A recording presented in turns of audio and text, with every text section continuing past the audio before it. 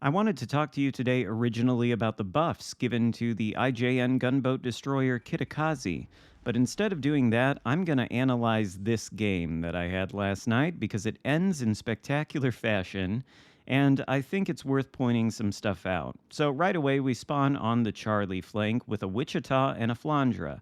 And what is the Wichita going to do? Multiple choice question here. Is he A, going to push with us toward the Charlie and Delta caps? Is he B, going to sit in spawn, bow tanking the enemy and firing HE at them? Or is he C, going to turn completely away from this flank and sail all the way to the other side of the map toward the Alpha cap? If you guessed C, congratulations, ladies and gentlemen, you are correct. And your grand prize is one free thumbs up. To redeem it, simply hit the like button on this video. Thank you very much. In any case, that just leaves me in the Kitakazi along with the Flandra on this flank, but that's all right. I am going to serve as sort of spotting for this Flandra, which should allow him to get his guns on target at whatever we see over on this flank, assuming the enemy doesn't do the same thing and lemming train all the way over to A. And for the most part, they aren't going to do that. Now, this is a losing proposition for the blue team, okay? You do not want to put your eggs in one basket, as the old cliche saying goes. And when you've got this many battleships in a game, you certainly don't want to take them all into one quadrant of the map. You want to spread out across both flanks and in the center of the map with the entire team so that you can create crossfires and different angles for the enemy to deal with. If you sail all your ships into one quadrant of the map, then you lose map control. And my team is hell-bent on ceding map control, but luckily the enemy team is also interested in doing the same, except for this Kansas over here, and potentially some other ship. Now, of course, our Flandra is shooting at the Kansas with HE, which is good, but then we get spotted.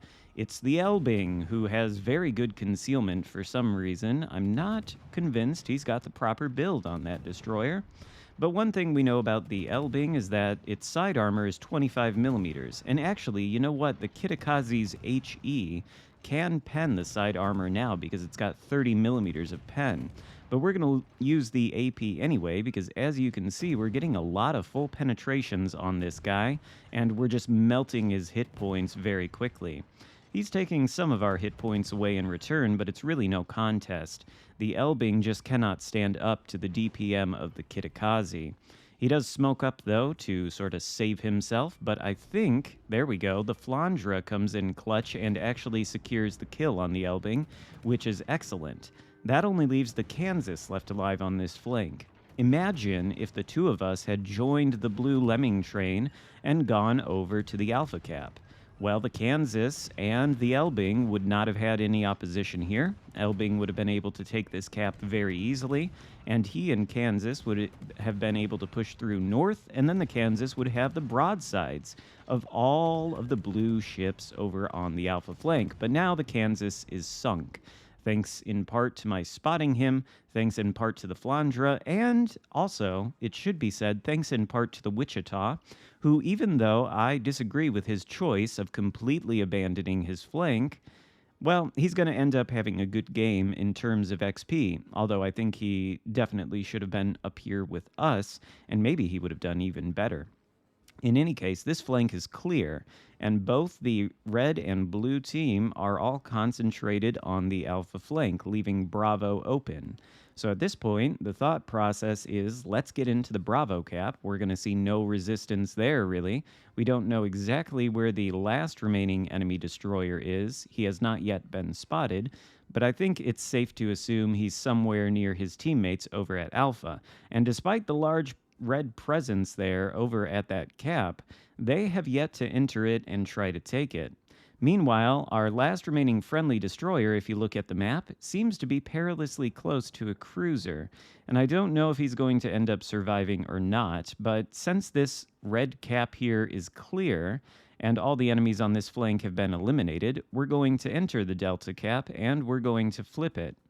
You might look at the leaderboard and think we're off to a good start, because after all, we've sunk 2 red ships. The enemy team has only sunk 1 blue battleship. But the stale and stationary positioning of both teams is not going to work out in the blue team's favor. Two of them, in fact, go down because they're just sitting there taking a bunch of fire from that entire group of reds. I really don't understand why, especially in battleships, more people don't move around the map. They seem to understand that moving around the map is required in a destroyer. They seem to understand that moving around the map is helpful in a cruiser. But when it comes to battleships, people like to just sit in one place and get melted by HE spam, or pelted by torpedoes, or hit in the superstructure from other battleships, and then they go to the forums and complain that battleships are the most oppressed class in this game and there's no way to play them. Well, there is, you just have to remember they have an engine and a rudder. In any case, we have lost 3 ships, the enemy has lost 2, but we control two caps. The enemy is contesting Alpha. We've got, I think, a single solitary battleship in there versus, what, 3, 4, 5, maybe, enemy ships? Now, he is behind an island, so I don't know that they can hit the guy, but, well, there's no reason for him to be in that cap. We're down on ships. Contesting that cap is irrelevant. We're about to flip Bravo thanks to the friendly Flandre, who I think made the right choice earlier on and followed us into the flank. He's going to end up securing the Bravo cap, and then we're going to have 3 caps to the enemy's 1. It's okay to let the enemy get a cap, all right? It's okay to let them do that, especially if the entire team is on that side of the map and you're 1 or 2 ships versus the entire fleet. At that point, you need to recognize that there's no gain in sitting on the cap and sinking to the 4 or 5 superior enemy ships, the superior numbers. At that point, what you want to do is turn around, kite away, and play defensively. But of course, the battleship didn't, so he's sunk. And now the Reds are flipping Alpha, which is no problem. It has no consequence to this game. What does have consequence to this game is the fact that all the blues put themselves into one basket and they pushed into the reds.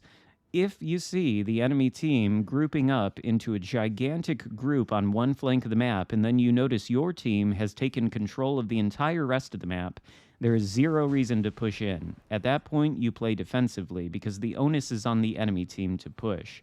But here, we get to the main feature of this battle. Note, we launch the torpedoes at the Vanguard, who we see reversing and bow tanking. Typical battleship main tactics. Very bad tactics, especially if there are destroyers about, because sitting still, reversing, well, that makes you very easy to hit with torpedoes. And we saw that something was shooting from inside the smoke screen. I suspect it's the enemy anchorage, and what do you know? The last remaining destroyer, Summers, at full HP. We're at about half HP. We open fire on him with these rapid-fire Kitakaze guns. Using the HE because he's slightly angled, we may switch to the AP if the opportunity presents itself, but we're easily shredding the Summers, and the torpedoes make contact. The 2 ships go down for a double strike just as we get the Summers for the coveted triple strike.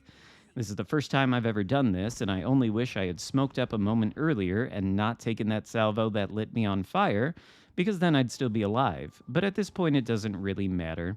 We have traded our destroyer for 1/3 of the entire enemy team, and doing so has allowed our last remaining teammates, which are the Flandre and the Wichita that spawned on the flank with us and abandoned it.